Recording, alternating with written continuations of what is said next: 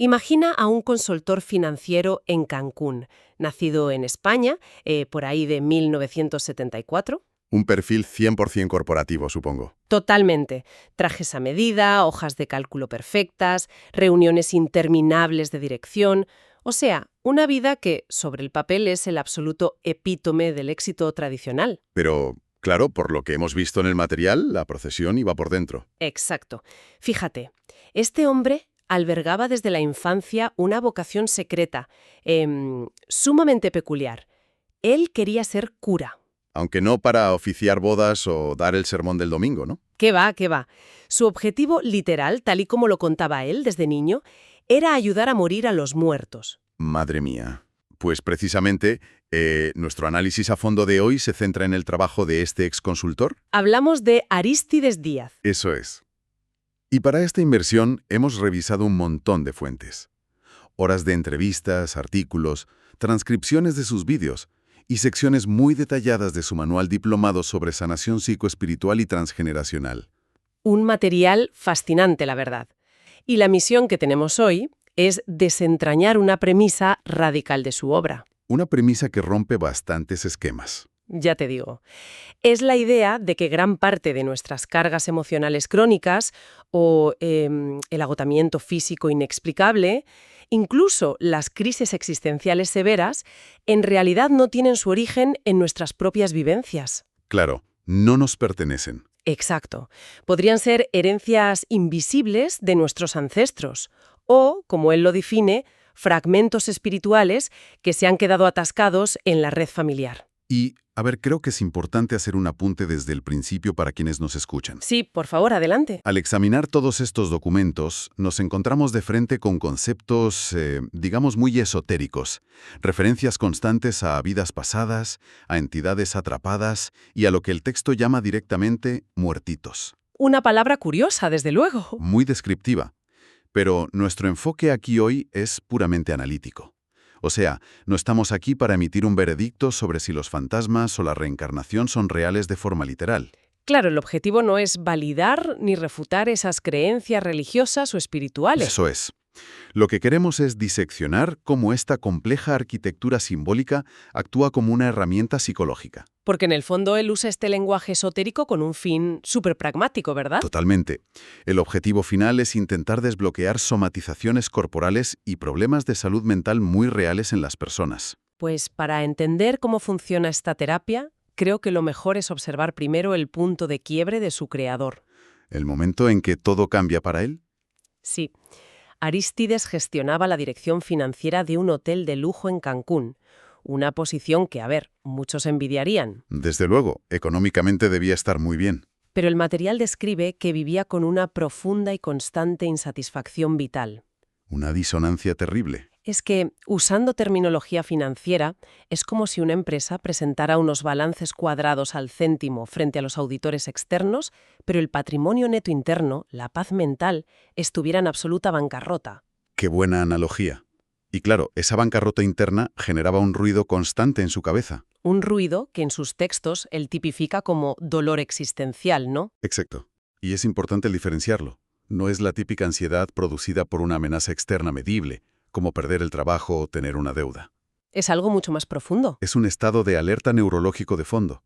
El individuo siente que no pertenece a su propia vida. Y el manual argumenta que esta barrera inconsciente es tan opresiva que anula cualquier capacidad biológica para disfrutar. O sea, te impide el arraigo en el presente. Sí, y acaba sumiendo a muchas personas en depresiones crónicas. Pues fíjate cómo decide él demoler esa barrera. No lo hace en una consulta terapéutica tradicional y tomándose unas vacaciones. No, elige el camino difícil. Se va a un entorno de privación extrema.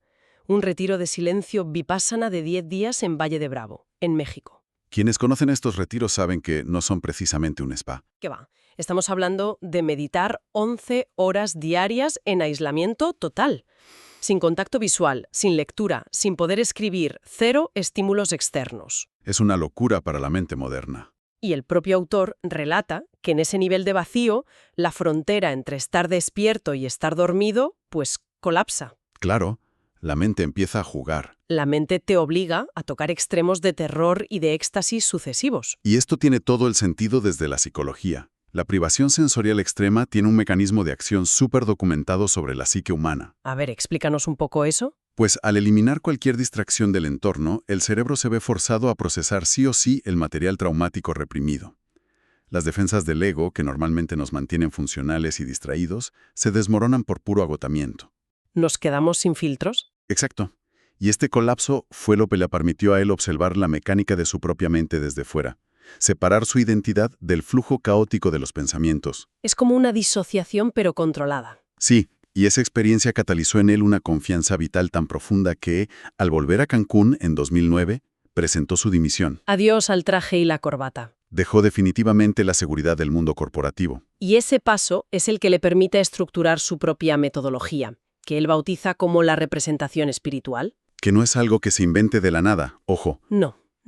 Es una amalgama muy bien calculada de varias disciplinas. Sí, coge cosas de aquí y de allá. Toma la disposición espacial de las constelaciones familiares clásicas, luego le añade estimulación física de los meridianos usando EFT, técnicas de liberación emocional, También integra cosas de manipulación energética, como el Reiki. e incluso usa el impacto teatral de la psicomagia de Alejandro Jodorowsky. Es un cóctel potente. Muy potente.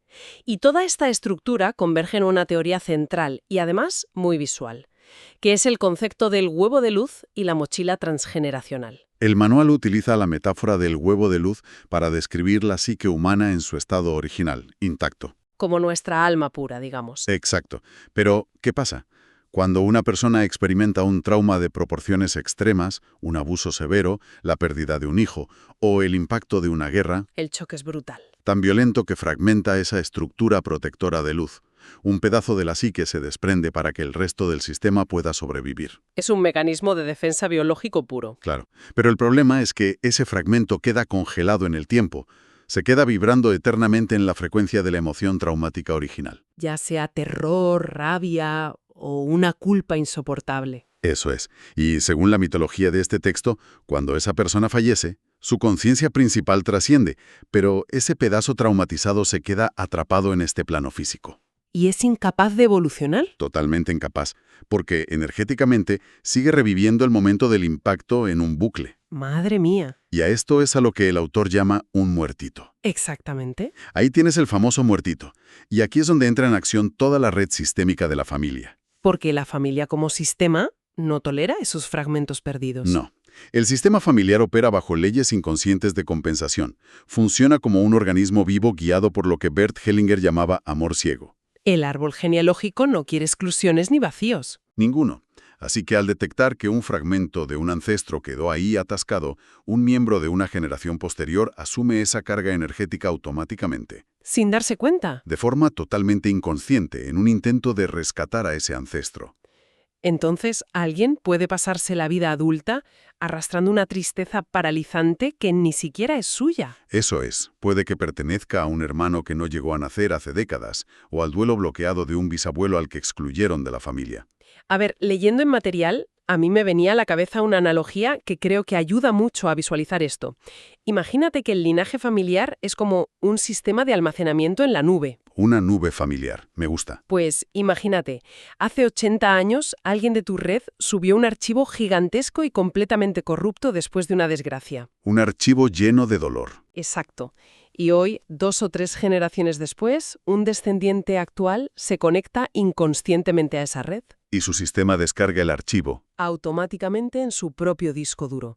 De pronto el procesador se ralentiza, la memoria colapsa y esa persona empieza a desarrollar síntomas inexplicables. Pese a no haber escrito nunca ese código dañino. Tal cual. Su vida falla y no entiende por qué. Es un ejemplo buenísimo. Y lo curioso es que la ciencia actual ofrece modelos conceptuales muy similares para explicar esto. ¿En serio? La ciencia ortodoxa. Bueno, las fuentes citan de manera explícita a la epigenética. Claro, el estudio de cómo el entorno afecta a los genes. Eso es, estudia cómo los traumas prolongados modifican los marcadores epigenéticos. No alteran la secuencia base del ADN, pero sí cambian cómo se expresa. O sea que los descendientes heredan la alarma encendida. Heredan una predisposición química a segregar muchísimo cortisol ante el estrés, por ejemplo. Entiendo. ¿Y mencionaba algo más aparte de la epigenética? Sí, el manual invoca a Rupert Sheldrake y sus famosos campos morfogenéticos. Ah, la idea de la memoria colectiva. Exacto, la hipótesis de que los sistemas biológicos comparten información, igual que una bandada inmensa de pájaros gira a la vez porque comparten un campo espacial. Las familias comparten un campo de resonancia emocional.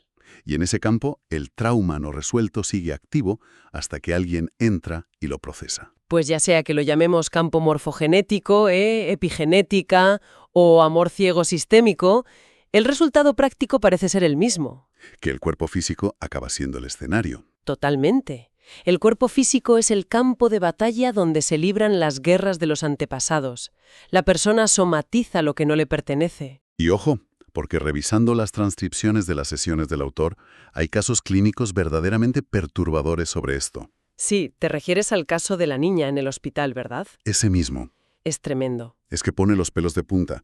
Los registros describen a una niña de 4 añitos que está esperando para una operación de anginas. Una cirugía rutinaria. Rutinaria a nivel médico, sí, pero para el sistema nervioso de una niña tan pequeña suma la anestesia, el ambiente frío del quirófano, la separación de los padres. Es un pico de estrés monumental. Un estado de shock en toda regla. Sus defensas psicológicas se abren de par en par. Y ahí es donde ocurre el contagio, según el texto. Sí, el manual documenta que, en ese estado de hipervulnerabilidad, la niña sintonizó con la energía de una mujer adulta que estaba agonizando en otra planta de ese mismo hospital. Una paciente terminal a la que ni siquiera conocía. Exacto, una mujer dominada por el terror a la muerte. Y el resultado, años después, fue que esa niña, ya convertida en adulta, manifestaba unos síntomas físicos paralizantes. Y un pánico a la enfermedad calcado al de aquella desconocida. Es fortísimo. Para intentar dar una base teórica a un contagio de semejante magnitud, el diplomado se apoya en los trabajos de Craig Braden. Sobre el ADN y las frecuencias, si no me equivoco. Sí,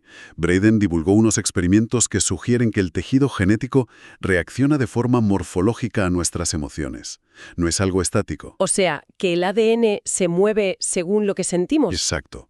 Bajo estrés severo, terror crónico o mucha ira, las cadenas de ADN se contraen, se acortan físicamente. Y eso desactiva millones de códigos de recuperación celular. Madre mía, ¿y si la emoción es positiva? Ahí pasa lo contrario.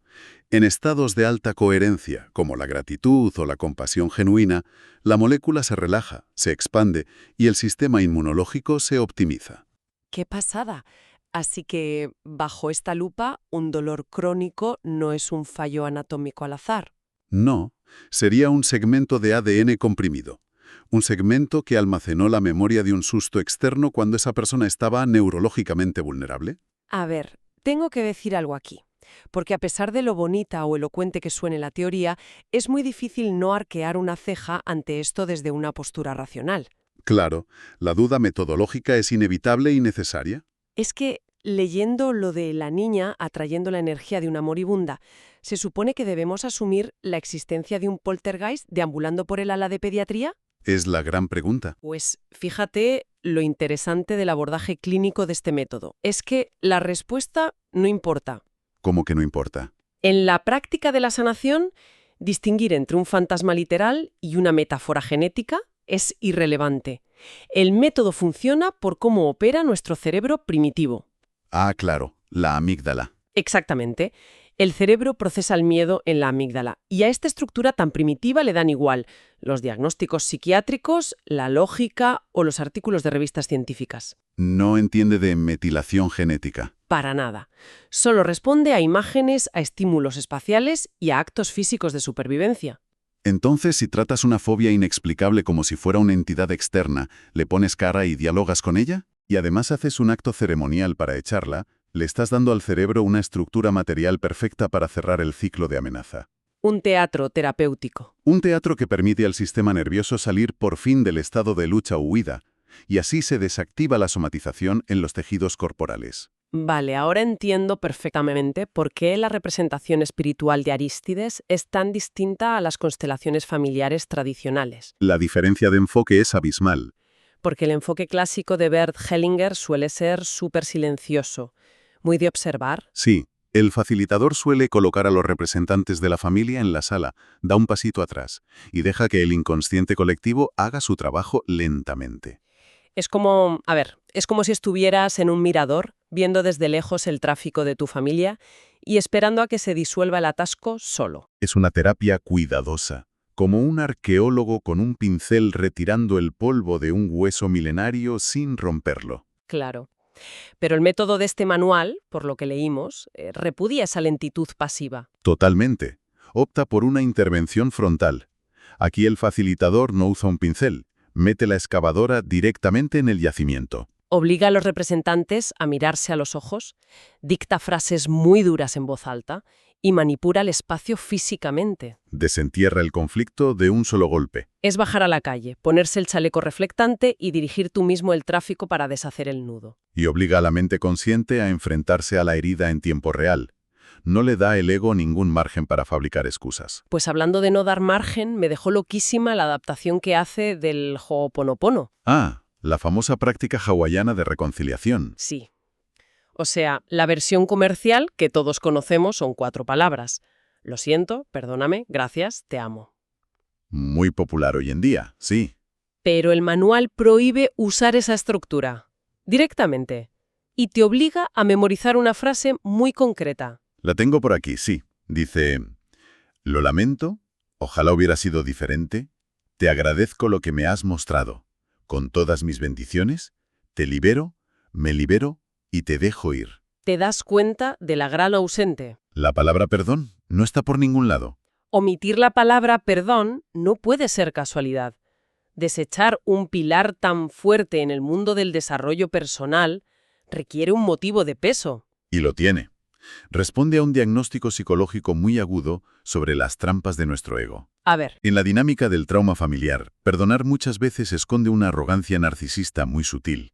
Quien perdona se coloca implícitamente en una posición de superioridad moral frente a quien le ofendió. es como decir, yo soy mejor que tú, así que te perdono la deuda. Exacto. Y ese es el otro problema, la deuda. El perdón tradicional perpetúa la relación, mantiene el lazo vivo a través del recuerdo de la ofensa. Claro, no te suelto del todo. Pero al cambiar el perdón por la liberación, alteras la jerarquía de poder desde la base. Liberar opera desde una compasión horizontal. Reconoces el daño, sacas la lección y cortas el cordón umbilical del trauma de raíz. Eso es. Al decir, te libero, no estás justificando lo que pasó. Estás retirando tu energía de la ecuación, Recuperas tu autonomía neurológica y das por cancelado el contrato. que es el objetivo final de todo este proceso, recuperar esa autonomía. Y lo bueno es que el material no se queda solo en la teoría. Incluye herramientas muy prácticas para la audiencia. Sí, ejercicios que buscan aterrizar estos conceptos abstractos y provocar descargas biológicas reales en casa. A mí me llamó muchísimo la atención el llamado ejercicio del cojín. Una herramienta de choque para momentos críticos. Exacto. Está pensado como un cortafuegos para cuando te asalta una ola emocional que te desborda y que lógicamente no pinta nada en tu situación actual. Como un ataque de pánico súbito o una ira totalmente desproporcionada. Pues la instrucción principal aquí va en contra de nuestro mayor instinto, que es huir del dolor. Te dicen que cojas un cojín. Un cojín que va a simbolizar físicamente esa memoria bloqueada o a ese ancestro. O a tu propio niño interior aterrorizado. Y en lugar de intentar distraerte de la ansiedad, lo que tienes que hacer es abrazarlo físicamente, asumiendo tú el rol de un padre o una madre, Adoptas la postura de un cuidador absoluto. y le mandas mentalmente el mensaje de «estás a salvo, yo asumo el control ahora». Ese cambio de rol provoca un salto de paradigma en el sistema nervioso. El cerebro deja de identificarse con la víctima indefensa. Claro, porque biológicamente pasas a ser el adulto al mando. Y al soltar esa resistencia muscular, el nervio vago entiende que la amenaza por fin ha terminado. Y ahí es donde, según los textos, ocurren unas descargas físicas bestiales. Temblores, bostezos larguísimos, eructos, episodios de tos que salen del estómago. Es la confirmación biológica de que la célula se está relajando. Fíjate qué paradoja más hermosa.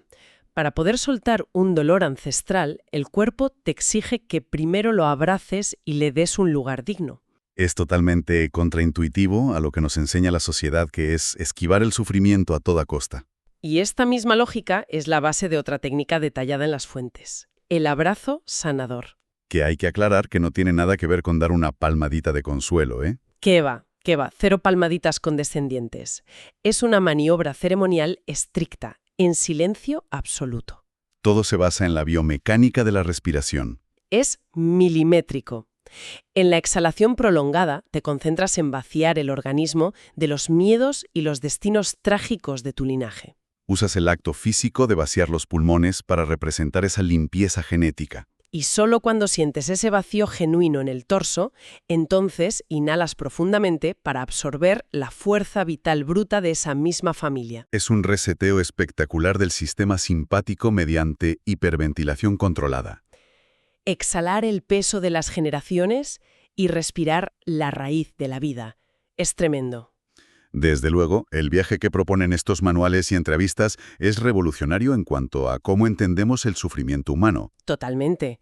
Hemos pasado de buscar la precisión estéril en los números a confrontar el ruido mental meditando en silencio, y hemos terminado comprendiendo que nuestros dolores pueden ser herencias invisibles. Al igual que heredamos el color de los ojos, podemos heredar los terrores que un abuelo se cayó en una trinchera.